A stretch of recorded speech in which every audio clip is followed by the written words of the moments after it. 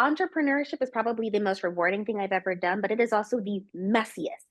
You can wake up with a set schedule and it will change the minute your feet hit the floor. Like the minute your head leaves your pillow, your schedule has already blown up 10 times, right? Hi, my name is Trevelli Carazana. I'm here with Janice Omadeke, entrepreneur and author of Mentorship Unlocked. We're chatting as a little preview of our longer conversation September 18th in Austin, Texas. Hey Janice, how are you? Hi, I am so excited. Thank you for having me, and I'm looking forward to the summit. I am too. Take us through what you see as some of the challenges and obstacles facing women and queer people in the workplace today. I think so. The first one is just how the media is portraying the uphill battle for women and LGBTQ plus entrepreneurs. The talk track and the stats have not changed since when I first started the business in 2016, my first business, the Mentor Method, in 2016, 2017, through its acquisition in 2022. I was constantly inundated with the stats of, this percentage of Black women only get X amount of funding, or women only get X amount of funding in the tech space. And I'm grateful that I had mentors like Jan and others who also believe in the framing effect of seeing those details and going, okay, but it can be done once more. And I really wish that the media would join in that reversal of the talk track and come from a place of empowerment, come from a place of access to education and enlightening women and LGBTQ plus professionals on, yes, okay, maybe, 2% of all funding goes to women identifying entrepreneurs. However, that 2% is some of the most powerful and innovative and genius entrepreneurs we will ever see in our lifetime. And those are the entrepreneurs who will then change those percentages and continue to advancing others. So I think a big piece is just how the media frames it and access to opportunities. I also think the community aspect, especially in 2025, when every other day, sometimes even every other hour, depending on the news cycle, it feels like we're intentionally being sort of put through a process of stress, instability, everything possible to throw us off center and take us away from focusing on what we're here to do, which is to use our natural strengths and abilities to improve the world, build businesses that help support others. And a big aspect of that is community.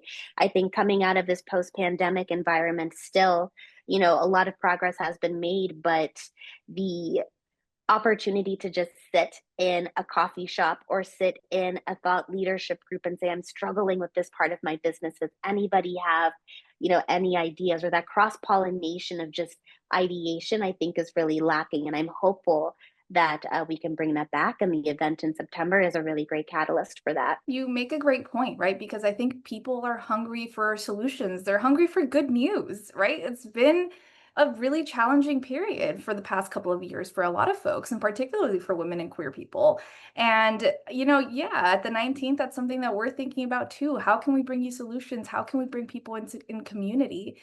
And you have thought that about that a bit as well. You founded the Mentor Method, which I've heard you describe as the e-harmony for mentorship, which is a description I love. So I wonder if you could impart in us some of the advice you would give women who are building how to build relationships and community in the business world. Those relationships are some of the most important relationships you're going to have. My mentors that I had the great fortune of building relationships with between 2018 and 2020 are people I'm still in contact with. Like I was literally texting a handful of them right before this, talking about, getting excited to meet you and the team. But I would encourage those that are seeking community and mentorship to go values first.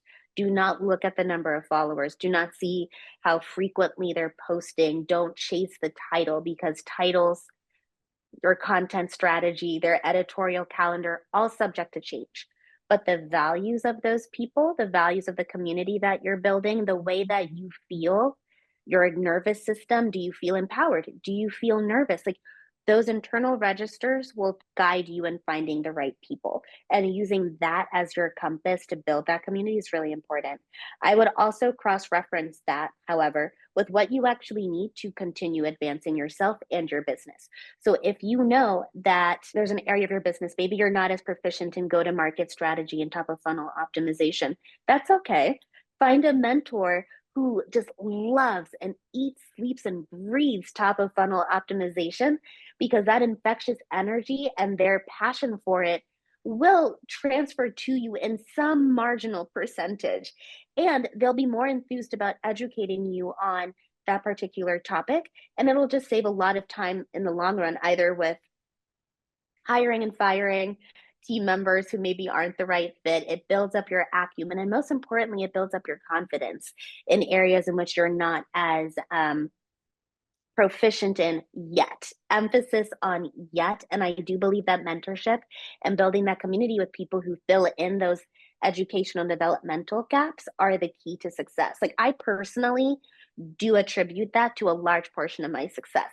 So, for example, when I was raising the 1.6 million for the mentor method, that historic round of funding that made me the 94th Black woman in US history to have done that, a portion of our investors actually came through a listserv that I was a part of for early stage Black entrepreneurs. Somebody just so happened to make a post saying, "Hey, fill out this form. This person is looking for, entrepreneurs in the SaaS space, et cetera, et cetera." I would have never met Larry otherwise.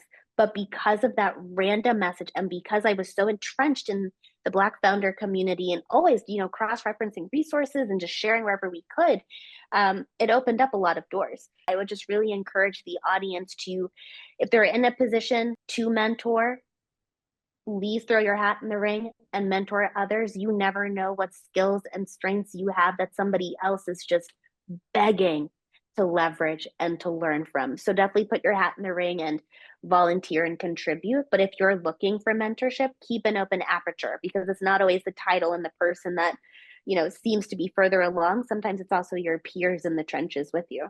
Yeah, and those peers can give you really valuable stories and advice about what it was like to get where they got, right? Because I think that's what we're missing too, is some of those real life stories about what it takes. And I know it took a lot for you.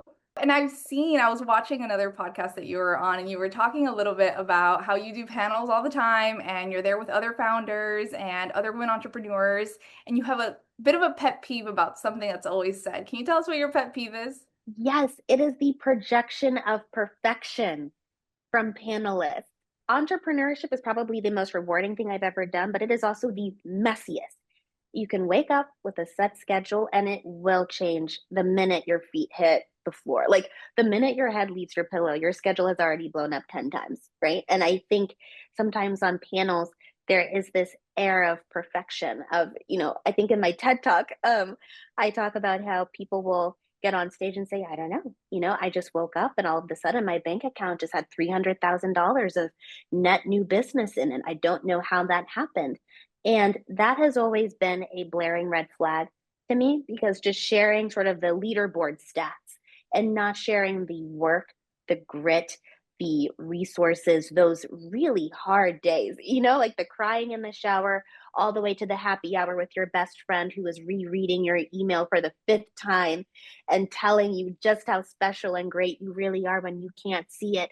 Like, those are the details that I wish more speakers would actually share, because I think that relatability and the light in those dark times, being able to share how you find that, how do you actually go back to that light, how do you go back to yourself, how do you create your own roadmap to your own success. And I think the best way to do that is actually learning how other people have done that.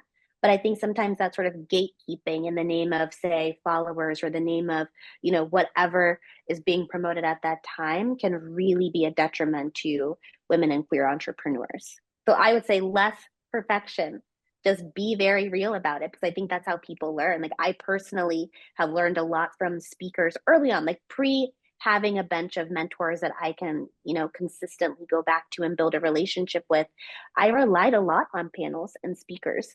And I found that the ones that I still think about, like I know their names in my head right now because of the actual details they shared. They told me what books they were reading. They shared, what podcasts they were listening to. They shared who's inspiring them. They talked about their hurdles in a very realistic way that helped me, regardless of whatever business they had at the time. And it also showed me that there's a lot of beauty in the mess, and the mess is just a part of it. It's not always a very buttoned up and beautiful 8 episode HBO special. Like we're not living in Silicon Valley season 1. We're living in 2025. I am excited to get into the mess with you. I'm excited to get real with you. And so if you are going to be in the Austin area and want to spend some time in community and conversation, you could join the 19th on September 18th for the Ronya Kozmetsky Salon for Women and Business. I'll be there with Janice and Alejandra Aguirre, the CEO of Cadena Collective.